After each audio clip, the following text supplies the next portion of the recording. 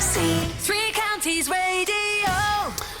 Now, you might remember back in March we spoke to Amani from Luton. She was diagnosed with a brain tumour in the first lockdown on her 22nd birthday. She was given just 18 months to live. Well, with little treatment available on the NHS, she was forced to raise £100,000 to pay for a trial drug from Germany.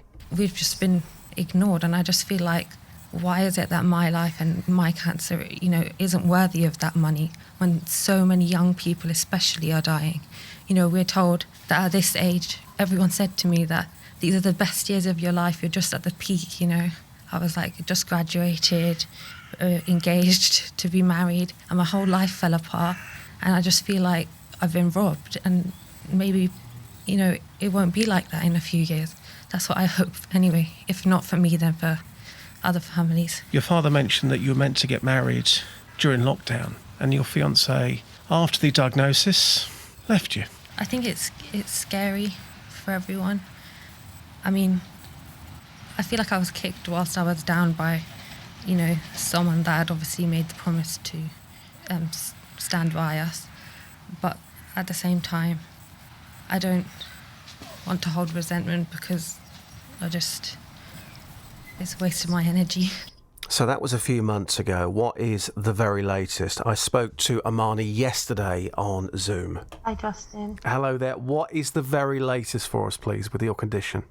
I just had my most recent MRI scan a few days ago, and we got the results. And for the first time in what feels like forever, we actually had really promising results show from the scan. My tumours actually shrunk back to the size it was when I was first originally diagnosed, which was just beyond what we could have ever imagined, considering how much my tumour actually grew from its original size. Previously, when we got home and told my sisters, they, burst into tears, and the first time it wasn't tears of fear or sorrow, it was just relief. We couldn't really believe it. We were just astounded, really. How amazing is that? It really must have been one of the most magical moments of your life, Amani, when you sat down and you told your family the good news. Yeah, I mean, when we actually had to go into the hospital to get the results, and it was horrible. I mean, it's like waiting for the worst kind of exam results ever. You have no control over what they're going to be like. You can't revise or study for them. You just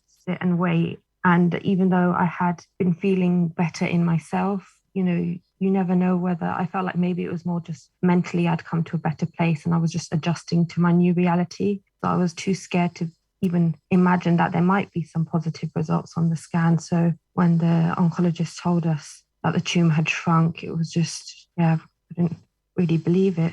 You've got a fighting chance now, haven't you? You really have. Yeah, I think before I was too scared to hope for any sort of future. But I do feel like if the medication does continue to work, and we are really hoping and praying that it does, then maybe I can have the future that I always hoped and wanted and was working towards before I felt ill. Maybe, this isn't the end, like it felt like before.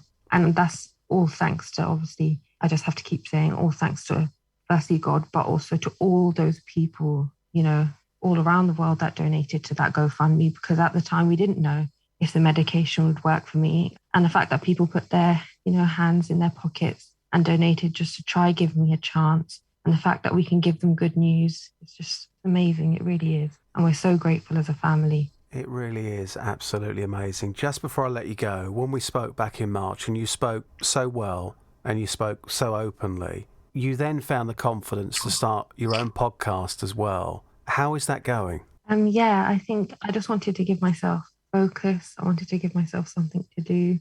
I can't go out to work, and maybe that is something that hopefully I will be able to do in the future. But I definitely needed something to channel what I was going through, and I wanted to help other people. And I thought, I was so ignorant before I was in this situation about brain cancer and how it affects people. And I just thought it was, we had a platform with the Instagram that maybe we could expand it. So I started a podcast on YouTube. It's Fight for Amani. So Fight, the number 4, and Amani, AMANI. So I've just really been documenting my journey, sharing my story, just not only in the hope that it will raise awareness, but maybe help other people.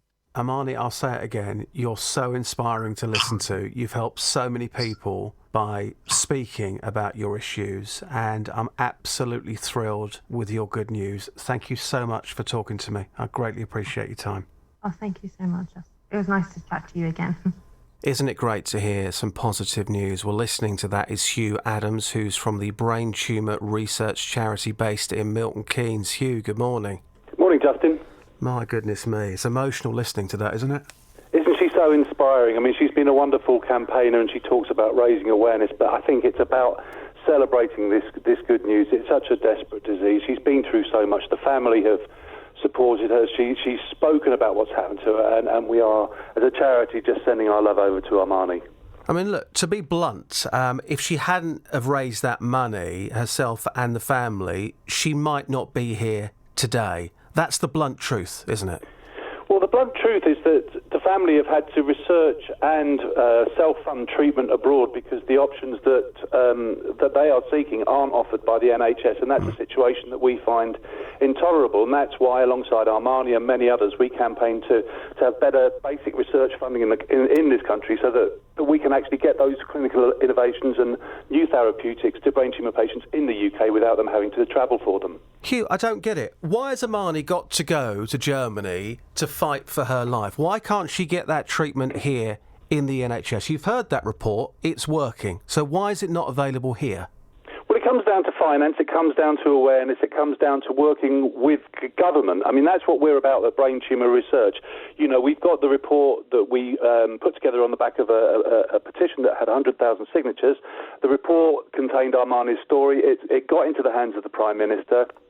We're working with parliamentarians now on an inquiry that's called Pathway to a Cure, removing the barriers. So it's sort of understanding what the problems are, because once you know that, you can take them away, because the situation is intolerable. It's not right. It's not right for families like Amanis, who are at a desperate time where they need to sort of preserve everything to look after each other, that they're having to fund treatment abroad. So, Justin, we're doing it by raising awareness and raising funds and working with government. I mean, you say you're doing it by raising awareness, but nothing has changed yet, has it? Well, I think things are moving. You know, we'd like it to move faster, but there are trials taking place in this country now into some forms of brain cancer and different therapeutics. So things are happening. It's a uniquely complex challenge, Justin. It really is. But that is no excuse for not working harder and doing more. And believe me, you know, from where we were 10 years ago in terms of raising awareness, through talking to people like you and working with families like Amanis, the progress is starting. It's not going as quickly as we'd like, but we can't do nothing. We've got to keep going. Yeah, I think just by simply talking about it this morning, as Amani has been doing on a podcast as well, that will certainly help. So how much more money do you want the government to invest into brain tumour research and also treatments as well? Is there a figure that you've got in mind? Well, look, I mean, in 2018, following the death of Dame Tessa Jowell and the Department of Health and Social Care Task and Finish Working Report that was prompted by our campaign, £40 million was put into the arena for research into brain cancer. And of that, 3 years on, only less than 25% has been allocated. So there's work to be done there. There is money available. But also, Justin, if we look at what's been allocated to breast cancer and other forms of cancer where they've had significant progress, brain cancer has been left behind. Brain tumour research has been left behind. And we reckon that to the tune of about £35 million a year. So if you look at the current government, which could be in power for the next 3 years, £35 million a year for the next 3 years, that's £105 million. That would be a levelling up fund. If anybody needs help, advice, information, I know that your charity does a lot to help people. Where can they find you, Hugh? So it's braintumorresearch.org. That would be the starting point. That's our website. Or go onto your social media pages and search for Brain Tumour Research and join us and campaign with us and help us make a difference. And I bet it's stories like Amani's that keep you going. 100%. I mean, 100%. We want more stories like this and less of the tragic stories of premature loss. So yes, it's wonderful, the news from Amani, and we want more stories. And next time we talk, hopefully it'll be another story like Amani's.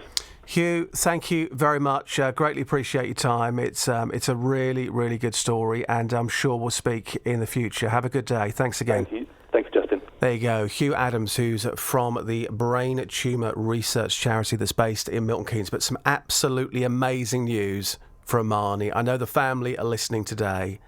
We couldn't be happier for you, and we will follow their progress. But great. Some good news on the radio.